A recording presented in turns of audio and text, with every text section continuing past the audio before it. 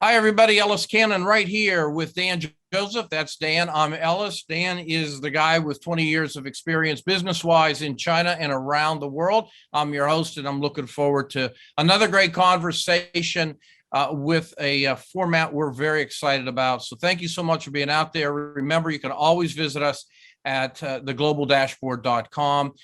Dan, first and foremost, good day. How are you? I'm doing well. Great to be back on the air. You're back in town. How was your trip? It was very, very good. And it's funny you bring that up. And I know this sounds like it might have been planned, but yes, it was nice to get away a little bit. And I was with some family for a few days. And yeah, we didn't have one last week. So I was like, felt a bit of a void. I was reading some newspapers. And as I was doing it, I said to family members, do you guys realize that every single major newspaper in the country every day has multiple stories, articles, columns, opinions on China? Right. Well, remind the audience why we're doing this show. Our position is that the world is getting more difficult, more challenging for reasons. One is the global debt situation hobbles the advanced economies, slows growth, and makes the advanced economies less able to respond to whatever challenges there are. Two, the rise of China. 25 years, China was moving closer to us, becoming easier to deal with. Last 10 to 15 years, now that they're strengthened, they're moving away from us, away from economic reform, bigger footprint globally, much greater challenge. We saw a lot of that over the last week. We'll be talking about that. Thirdly, the rest of the world's not doing too well. Democracy is on decline. We haven't spread prosperity very well. 85% of the people in the world live in economies with a per capita GDP less than 1/4 of ours, 40% less than 5% of ours, and those countries tend to have a ton of problems. Hey, let's take one great example, Afghanistan. And then lastly, we just keep making the world a smaller place. All of our technology, social media, all of these problems get closer to us. And that's what we're trying to do here, is focus on these challenges and stay away, maybe try to stay ahead of the next surprise crisis. There always seems to be one every 3 or 4 months, or at least every year these days. And the news in China this week, big news, all kinds of news, suggests that a focus on China makes sense. Yeah, absolutely. And doing so without over politicizing it like everything else that's out there. So we're excited to escape from that as much as anybody else. What we try to do. All right, so let's start with the trade talks. It looks like the U.S. and China are starting trade talks. Maybe it's a big deal. I don't know. I just know the respective presidents want to do it virtually. Just about anything right now seems like a pretty good idea. What do you think? Well, I mean, they're getting off the schneid. So when Biden came in, a lot of people thought, well, big transition in the China policy, particularly on China. Actually, there's been very little trade. So now they're moving forward. The reality is very few details have been released. The Biden administration is not announcing a new position or new goals. Just we're going to start talking. So it's a much smaller step than, frankly, the business community was looking for. They'd like to see some of these tariffs rolled back and move on to some other policies. But it's a big announcement, but it's still very vague as to what's going to be happening. So we'll keep our eye on it.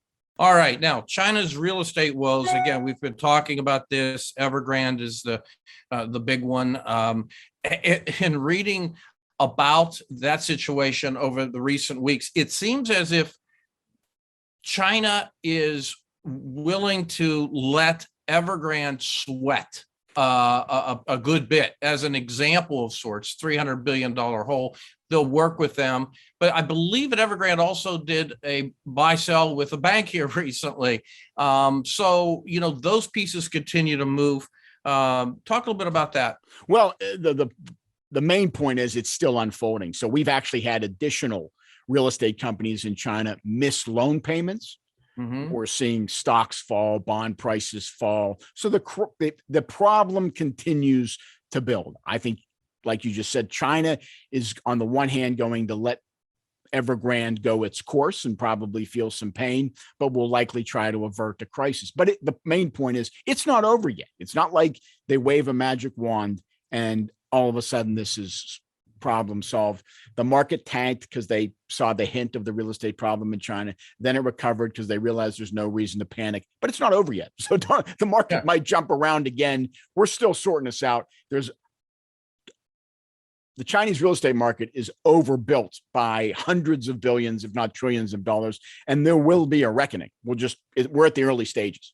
the global supply chains have been disrupted for 20 months or so, once COVID really hit. So that's not a new story, but the impact of it continues to be anywhere from creeping to right in your face. I know domestically there's questions about whether you're going to even get a chance to get your holiday gifts in time. But now there's an issue with the supply chains, even in China. What's going on there? Yeah, well, it's kind of funny coming out of COVID.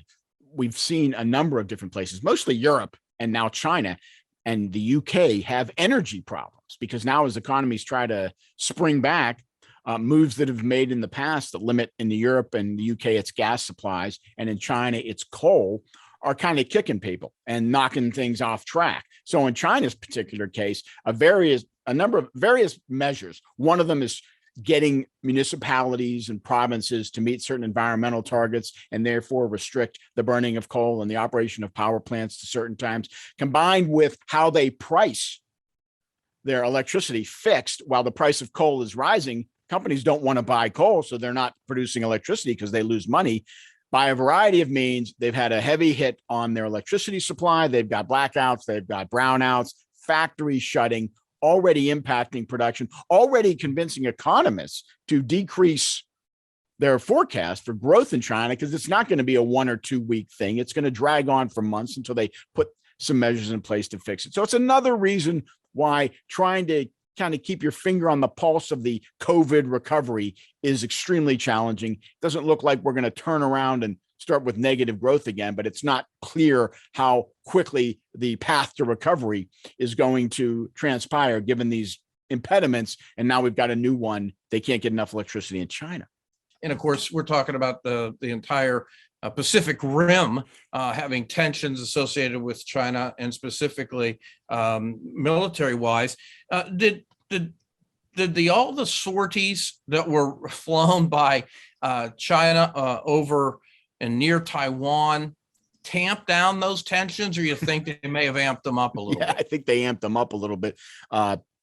China, like you said, already has issues with a number of its neighbors. But this past week, October 1st is China's 4th of July. It's their national day. So this is a week of holiday in China. So China decided to celebrate by flying somewhere in the area of 150 Air Force fighter pilot bomber sorties near Taiwan, kind of a flyover, not directly into Taiwan's airspace, but the kind that's close enough to let you know we're here, meant to send the message. That's far more than they've ever done in the past in such a short period of time. So it's meant to, send a message. Listen, this could be the next major crisis. This could be the next COVID, 9/11 paradigm changing crisis. 10 years ago, if you asked me, do you think China is going to do anything in Taiwan? I would have said, I find it highly unlikely, but there's been a change of administration and there's a huge difference in the direction they're taking. And now this becomes a real problem. And we've got to be ready to respond because maybe China is just a show of force here. They're flexing their muscles over National Day, reminding their people that, they can't be challenged. But more and more, it looks like we might see China forcing the issue in Taiwan, which would be bad news for China, Taiwan, and frankly, the world, because we'd have to respond somehow. I'm not sure it would be a military engagement, but we would have to respond. The Europeans would. And it could, like I said, it could be a paradigm changing event. All right. That's troubling. We'll keep an eye on that, obviously. So let's turn our attention now to Afghanistan. There's a couple of areas to hit: collapse, attacks, and migrants. Let's start with the collapse. Yeah. So basically, an official of the UN said they're on the verge of collapse. So the potential humanitarian crisis continues to unfold. This is another case you just said, things we can't put a bow on this. Afghanistan, as you know, is going to be unfolding for the next couple of years. And that's one element is we have not made any agreements to get a lot of aid in there. Their economy is dying. People need food. That situation could get real bad real fast. It continues to deteriorate. I totally agree with you. Food was something we talked about a couple of weeks ago. And then the tribalism aspect of it, of course, you've got the Taliban in the front seat, but, if they're going to play too hardball with too many others, that's going to create the tensions as well that could foster everything we just and there's the second point on the so now this last week, we have a terrorist attack in Kabul. A mosque blows up. A couple of people die. the Taliban, there's a gunfight not long after, as they think they've identified the perpetrators, and they go after them and they insist they take them out. So part two, number one, the humanitarian crisis still unfolding. Part two, is the Taliban really in control? Are they going to be able to secure control? They say yes. Time will tell. They just had another attack. Let's see how strong ISIS and Al-Qaeda end up being. What's going on with the migrants? So, and then the last part of it is, Greece is kind of fortifying its border installations and making the comment that we will not permit a repeat of the migrant crisis, as you would call it, that happened in 2015 relative to Syria. So the Europeans are eyes wide open on this thing. And interestingly, there's a couple of articles, we've got tens of thousands of Afghans on military bases in the US already. They were evacuated here. And apparently the process is going slowly, figuring out what to do with them. This article I was reading said, we don't really have legal means, the bases don't, to hold them. So some of them are growing impatient, leaving on their own. We're talking maybe 1,000 or so, not like tens of thousands. But again, in our own country, this is a precursor to what could come. So we're not done with Afghanistan. We've got a brewing humanitarian crisis. We don't know if we've got stability in Afghanistan. There could be war. Who knows what's going to happen there? And then there's the potential migrant issue, which could be blow up here or in Europe, particularly if the humanitarian crisis gets worse. So again, the whole situation is continuing to unfold, and there's no reason to be terribly optimistic. Well, I agree. Dan, speaking of, this is something that I didn't anticipate asking you, but I'd be remiss if I didn't. Since we last spoke and done the show, we saw the generals and the defense secretary getting grilled in Congress. Just quick hit. What did you make of all that? Well, it's all well and good, except, that's all based on the withdrawal. And there's plenty of reason. You could spend years talking about the withdrawal and why it happened that way. And there's absolutely no doubt it was poorly executed. And I guess the fault of that lies with those in charge, the Biden. So people start saying, well, what did the military tell the Biden administration? How did they react? That's all relevant. Fine. Talk it over. I get it. What we've tried to focus on in this show is that this is a 20-year failure. It's 4 different administrations. Okay. Biden may have made the biggest mistake, certainly the most high profile, but any other president or his administration had the opportunity to make a major change in what we were doing there if they sensed where it was. There's nowhere along there when you read the Seagar reports that we've been reading, Special Inspector General for Afghanistan Reconstruction, where you would say, boy, there's no part of it that says, and this was the part that we did brilliantly. Okay. So that's the part that hearings don't cover. And to me, that's the most important part. Yes, let's try to find out why the Biden administration dropped the ball on that so badly. But let's also go back and try to learn the lessons of 20 years and $1 trillion of a failed effort. So finally, I got Ethiopia. Yeah, right.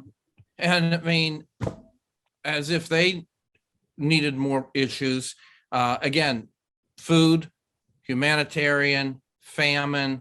I could go on and on. It looks like another bad situation. Yeah. So basically, I mean, Ethiopia's got 100-some million people. It's one of the biggest countries in Africa. They have a civil war, one of their regions up north called the Tigray. There's been reports of atrocity as usual on both sides. Now where we are is supposedly there's 5 million people up in that northern province who are in need of food. There's hundreds of thousands who are already malnourished, children and whatnot. And the government of Ethiopia threw out some of the UN aid workers. The UN is saying, this is man-made. We could be in there helping people. They're denying us access. So just another humanitarian crisis that might end up with hundreds of thousands and millions of people starving to death, and further evidence of the instability that exists, particularly in Africa, but in so many parts of the world. Another thing to keep our eye on. The United States is watching that. Don't be surprised if we end up with, a bunch of, military aircraft dropping food to these people. We tend to not turn our back on starving people if we think we can help them. And this is going to be another one of those situations we have to keep an eye on. Yeah, and particularly, again, a region that could be compromised and is really strategically very important. Dan, we've talked a lot about China today. Obviously, you have a great expertise and experience in that part of the world. So I'm going to put some of the other matters on the back burner and ask if you have some time to go through some China things, starting with your background. Again, I know personally and professionally, you had a lot of very interesting experiences, some that you've shared on the podcast. Why don't you give us an overview? Yeah. So just to let everybody know, my career has been focused mostly on China for the last 20 years. I lived in China for 10 years. Many years ago, in my early professional career, I left the job in banking and I moved to Taiwan for a couple of years. I didn't know anybody, didn't know the language, but I wanted global experience. That's what I studied in school. So I ended up getting a job with a Pittsburgh company, believe it or not, Westinghouse. Went all halfway around the world to work for Westinghouse. I did some project finance work for them over there, learned the language, loved it. So I came back after a couple of years. I went back to school, and then I was looking for work again. I wanted to get to mainland China. Lo and behold, I ended up working for another Western Pennsylvania company, Kennametal, and they send me over to China. Part of Kennametal makes coal mining related products. So I was in the coal mining section, basically the Appalachia, if you will, of China. And when I interviewed for the job, the head of their international operations was telling me that, he took a trip out there. The train ride was cold. The air's dirty. There's no foreigners out there at all. And he thought to himself, where am I going to find a sucker to take this job? Well, I turned out to be the sucker. I was looking for that type of experience. Basically, it was me in a communist town of 450,000 people, the first private enterprise there. I'm the only foreigner. And then I was responsible for a factory we built in another similar town. So it was just, great experience. I like to say most of my experience in China was that kind of authentic cultural experience. You can live in places like Beijing and Shanghai and everybody around you speaks English, went to a school in the US. I was the only guy speaking English in the room wherever I was. So it was just, to me, it's fascinating. It's interesting. It's fun. The food, just the drinking. No, alone. I knew you were going to have to get to the food. I mean, tell us about the food. Well, I mean, it's fantastic. I love the food. The funny thing is, Chinese food in the United States bears very little resemblance. Let me put it this way.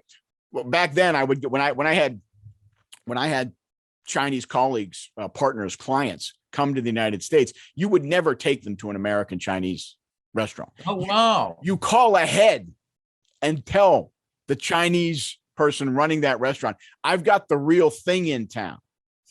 And they'll go, oh, okay, I get it. And then they'll do their best to make the authentic food, which isn't just stir fry and MSG and all that stuff. It's a lot. You would think that all the Chinese eat is stir fried food. There's so many different types of food. I mean, it's a billion people. It's from a culinary point of view, it's got the breadth of Europe and the Middle East. It's huge. It's like Italy, Greece. It's that kind of diversity. And you don't find that here. So I would always have to, and then you take them to that restaurant. And they don't like it anyway. But anyway, it's great.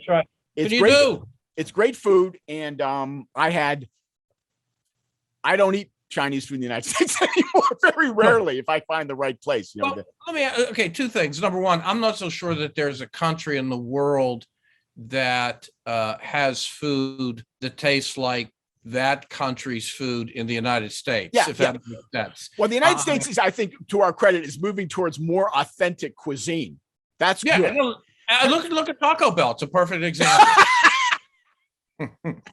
Taco Bell might not be at the front end of that trend, by the way. Yeah. I mean, but let me real quick. You keep saying diversity, whatever. I mean, if I ask you to name two or three, I'm assuming a lot of seafood. No. Oh yeah, they do a ton more seafood over there than we do here. They eat fish like crazy. Prepare it 50 different ways: sautéed, fried, grilled, anything you can think of. A lot of it with the head on. It's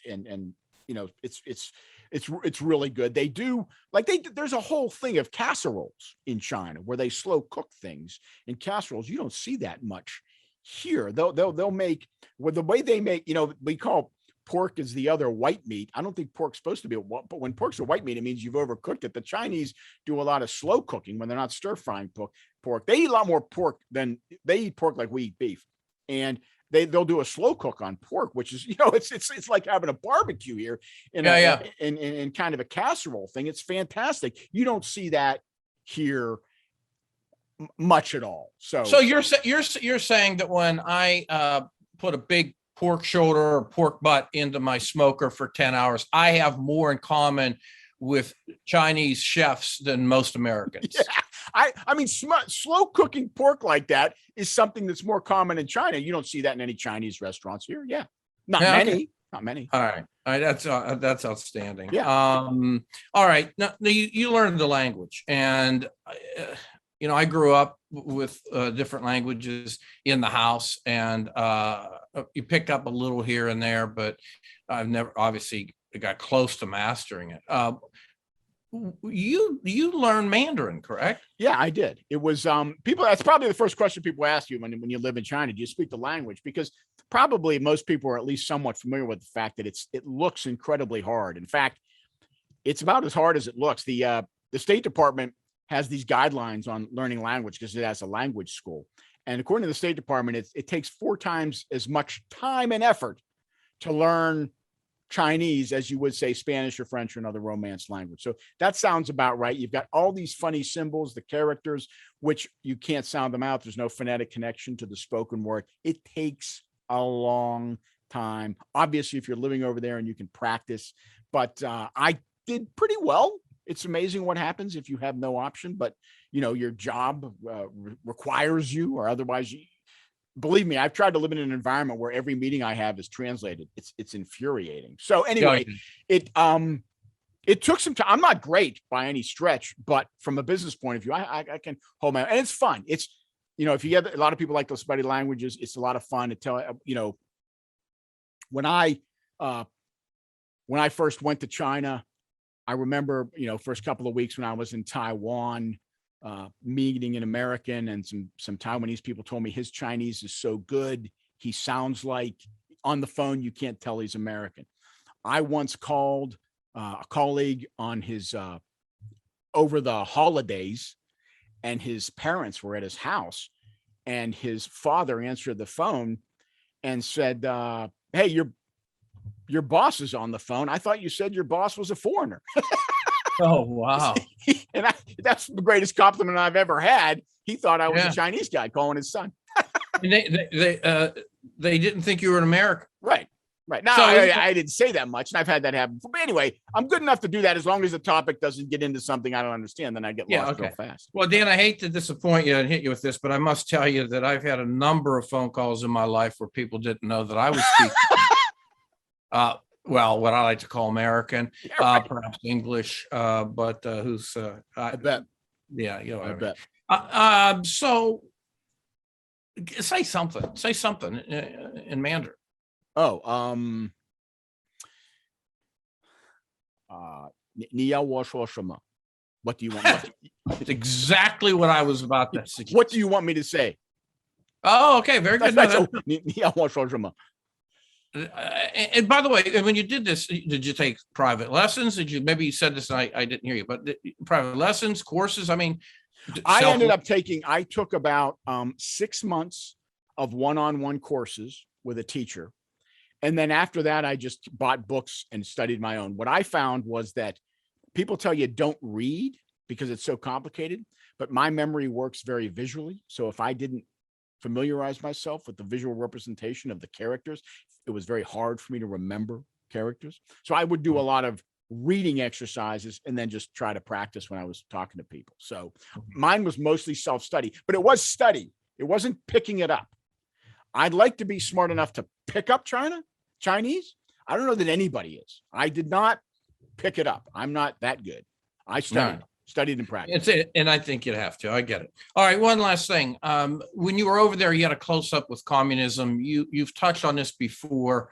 Just in effect, what was that like? Yeah, I mean, I like to. You have obviously, pardon me. You have obviously a unique point of view on that. Yeah, I don't think a lot of people get the kind of perspective that I did when I went. First of all, I'll describe my overall Chinese experience working in a place like Datong, China, where I was, also working in Taiwan, doing a lot in Hong Kong, working with companies in Shanghai. I describe it like if you see the picture in books or in a museum of the transformation of the monkey or the ape slowly standing up and becoming man. That's the evolution. So I had to experience with each stage of the evolution of an economy from, the fully communist type of a company I worked with when I was with Kennametal, all the way to the type of companies I saw in Taiwan, which were more free market oriented. So it's a great perspective to see how it all changes. I started out in this area where, just to give you an idea, there's 450,000 people in the Datong Coal Mining Administration area. It's basically a small town outside of the city of Datong. It's basically a coal mining town. There's 14 coal mines. The guy who is the head of the CEO of the coal mining company is the mayor of the town. Everybody reports through an administration to him, the schools, the restaurants, everything is tied to one communist administration. So just to give you an idea, it's a little crazy. One day we're driving on our way to this ceremony I was invited to. We were in a lane that was reserved for officials. So the police stopped us and my driver explained, hey, I got a guy here who's invited. And one of my Chinese colleagues says, don't worry, the police work for Mr. Wang, who was our chairman. And so it occurred to me, basically this town has a judge. They have courts. It's a communist court. They've got cops and they've got a prison, and they all report to the guy I work for. How would you like to have the guy on your board of directors have his own prison? It's a whole new meaning into an incentive program, but that's how kind of, different it was. And just getting acclimated to that it's not a view that a lot of people get. So no, it was I think absolutely. And again, I think the ability to be exposed to it, compare, contrast, and integrate it all into your thinking is really what it's all about if you're going to expand your brain. Well, I'll just to go over it, just make a couple of points I like to make to people. When you study this thing, communism, whether it be the Persians in Russia, in which Stalin killed tens of millions of people, or the Great Leap Forward and the Cultural Revolution in China, where 30 plus million people die. We know communism failed and a lot of people died. And there's a reason why completely eliminating economic freedom ends up to a total lack of political freedom and oppression. But up close, there's other things that, for example, the quality of everything was terrible. Every building was built old. Carpets were laid sideways. Windows were in crooked. It was just everything you saw was done. But imagine, in our country, we had the idea, Jimmy Carter, remember, if we're going to give people houses, let's have them build them, because the problem is in our housing projects, nobody takes care of them because they don't own anything. Imagine an entire economy like that. The quality of everything was just terrible. Okay. How does that happen? Is that just because bad product? What market force led to that, to the extent there was a market force? And how the heck do you put carpet in sideways? I mean, when I say sideways, I mean like at a bad angle, not done. It's amazing how that, because nobody owns anything, there's no incentive to do well, so no one does. And it's amazing how it permeates society. Almost everywhere you go, there's the smell of a latrine because plumbing isn't made well. It's crazy. And so plumbing's breaking down all the time. Threading a pipe is not exactly state-of-the-art work. And yet in a place like that, I'm going back 25 years, not now, before the market forces came in. I ran an industrial factory. Guys would use torches. So you got to light a torch. And to light a torch, they have something called a flint, where you just basically, it's like a big safety pin, and you flick it like this. And okay.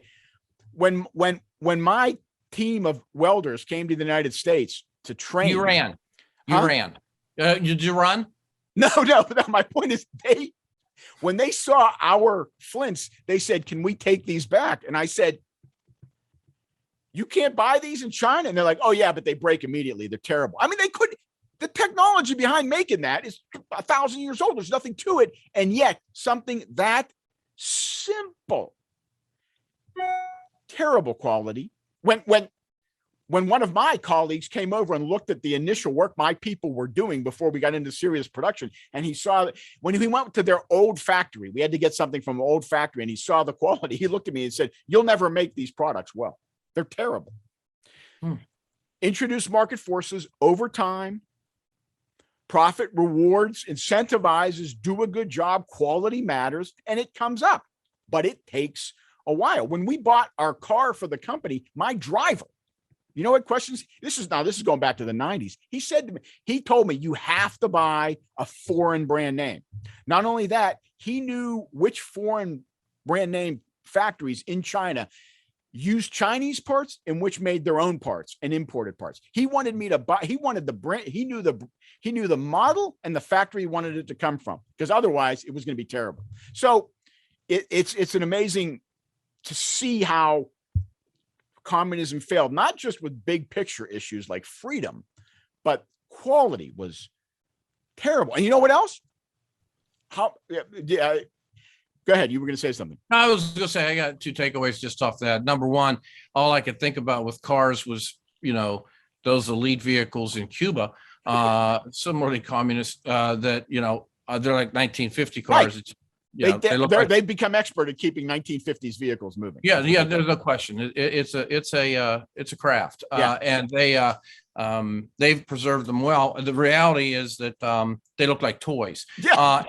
And I'm going to take exception to one thing, because one of the biggest, if not biggest takeaway I've got from today is this whole thing about the food. I'm starving right now, and you really shouldn't have gone there. And I'm going to assume that the one exception to laying flooring down backwards, upside down, sideways, and what have you would have been the food. Is that fair? Well, actually, yes and no. Yes, in the sense that there was a lot of great food. People have a tendency in all cultures to make their food well. Now, I many times way back then would have one time in our factory, we changed, we contracted with what you would call a caterer, but a food company, to bring packaged lunches to our people. That's how we fed them for lunchtime. It's part of the culture over there. Bring your own lunch. Your company gives you lunch. And when I started eating those lunches, I got a bad, I very rarely got bad stomachs in China, but it did happen. It's not like some countries you hear, India, sometimes Latin America, you go nuts. It's not that bad, but I did have a couple of incidents. And I had an incident when I ate one of these lunches, and our chief accountant in my company refused to buy me. I would say to her, "Where's my lunch? I'm not getting them for you anymore. It just makes you sick. Go to a good restaurant." So, in that sense, there was still a quality issue, but that comes with poverty too. And maybe they use the oil too many times and all that sort of thing. But let me give you another one. Go ahead. Let me give you another one. I was about to say, just real quick, I'm not having the full fish with the head on my plate type of guy. Right. See, those eyes are looking at me. Yes. They're looking at me like, I can't believe you're eating me. I can't believe you're doing this to me. Did you get over that or what? Listen, I was served a piece of fish that was still alive. Oh my God. It's put on the plate, and I go to get it, and the eyes open and look at me. No. You know what they do? They take the fish, they wrap the back of it in foil, and they stick it over the flame. They cook the back end while it stays alive. You can find videos of this online, by the way. It was my colleague looks at me and he goes, like, he can see the look on my face. He said, "Yes." Like, you think you're hallucinating. Like, okay, what happened? Right. There's peyote in the beer because what's going on? And he goes, no, it's alive. Now, it sounds barbaric, and perhaps it is, but no, not at all. Always. Do you know why they do that? No, Dan, I don't. Okay. Again, this is understanding the mentality. If you go into a Chinese restaurant, you will see fish tanks everywhere. Why? Because if you can point to the fish and say, "I want that fish," you know it's fresh. In any country without refrigeration, you worry about freshness. So how can you demonstrate freshness any better than this damn thing is so fresh? It's alive. I get that, but I don't want to eat it. Oh, I don't. Yeah, I understand. Did you take it back? I mean, just say, No, guys, I ate it. I mean, Oh, you my. got to fit in. That had to be one of those moments you had with the stomach problem. When you're in Rome, right? Yeah. A lot of times when I'm listening to people talk about China, and frankly, sometimes the China hawks, what they're missing, frankly, is the benefit of my kind of experience. And I like to put that in perspective.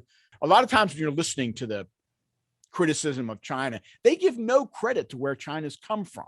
They make it sound as if China somehow became the world's manufacturing plant, that China went from a per capita GDP of basically 0.5% of ours to 20% of ours, became the growth story in the world by cheating, by having unfair trade practices. That's not true at all. Now, there were some, but I mean, I often think to myself, have any of these people ever worked with a Chinese entrepreneur? The way China transitioned its economy from 100% state control to 60 to 70% either entrepreneurship, private enterprise, or foreign invested, that's one of the greatest transitions in the history of the world. They did, and the only reason they grew is because they became more like us, more free market oriented. Now, Rome wasn't built in a day. I always like to point out to people, we didn't get rid of segregation in this country until 100 years after we outlawed slavery. Change takes time. And China has changed moving toward us, and they changed magnificently, and good for them. And it hasn't been as one-sided as everybody thinks, because most of what they sell us is the low-cost stuff. I call it keychains and teddy bears. We don't make keychains and teddy bears anyway. If it's not in China, it's going to be in Vietnam. That's why when Trump put on the tariffs, our overall trade deficit didn't change. We just bought that stuff from Mexico and Vietnam and other places.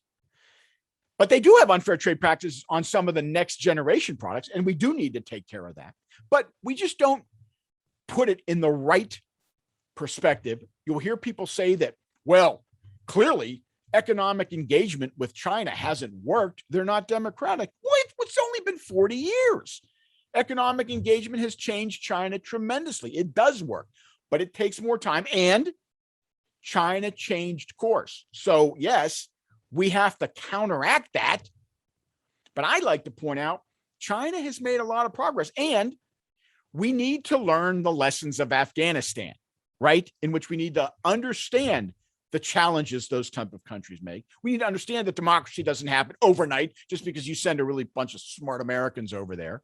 The path that China is on makes sense. It's worked, but now they've changed direction. They're stepping out in ways they didn't used to do. And yes, we have to adjust our position, but we should do that having learned the lessons of Afghanistan, understanding the limits to what we can do, understanding why economic engagement actually works, understanding that nobody becomes democratic overnight. And oftentimes, when I'm listening to some of the pundits talk on China, they have no feel for it. They have no sense of that. If you're there and you saw that transition, you have a much better appreciation for how economic empowerment and free market economics is changing that country for the better. Well, Dan, let me ask you this then. I mean, that begs the question. For the third time, I'm going to read the headline. An emboldened Xi remakes China's business world in his image, tightening rules and jailing executives. I have to ask, is what you just described being threatened? Yes, absolutely. He's over the last 7-8 years while Xi's been in power, the slowdown in reform started before Xi. And then Xi slowed it further. And then what he did is you have to understand, in the 80s, 90s, and 2000s, the Communist Party was receding. What China was doing is they're saying, listen, it was smart. They're saying, listen, we're not going to get rid of the Communist Party overnight. That doesn't work. Somebody's got to run the country. But what we're going to do is we're going to gradually make all parts of the economy outside of the communist system bigger and bigger and better and better. And that's what was happening. 80% of the new jobs come from the private sector, not from the government sector, right? And it actually got to the point where being a communist member of the Communist Party was not something you talked about. Xi not only gets in office and reverses that, he decides he's going to reverse it in the terms of the propaganda, right? Public relations campaign. he ideologically puts the Communist Party right back in the middle. We're still in control, and being subservient to us is still paramount in this country. That is a huge change from just letting the party slowly fade. 10 years ago, you could have made the argument that what China was going to do was slowly go from a communist government just to a single party government and then transition to democracy, which is what it should have done, even if it takes 50 years. She's trying to turn the clock back. It's not going to work. Growth is slowing. The only reason they were succeeding is they were becoming more like us, more freedom oriented. And he is turning it back. How far back will it go? A lot of people think that he's ringing the bell right now because next year is when he is going to go through the machinations to get himself a third term, which normally isn't allowed, but he's going to take a third term. Some people like to say, well, after he does that, maybe he'll calm down a little bit in terms of this ideological reproach. I don't buy that. I don't have a lot of optimism, but there's this opinion that it's going to get worse rather than better over the next 6 to 12 months as he positions himself as the strong leader China needs for the future. Now, Dan, really, that was fantastic. I really enjoyed it. I think the audience is going to love it. Reminding everybody that you can catch us on the podcast platforms that you know of, and certainly you can get everything you want at global-dashboard.com. Dan, I enjoyed the stories, and I thought we covered a lot of ground and in a little bit of a different way. It was great stuff. Yeah, good stuff. Thanks, Ellis. We'll You're see everybody welcome. next time. Thanks, Pete. Thanks Friends. again. All right.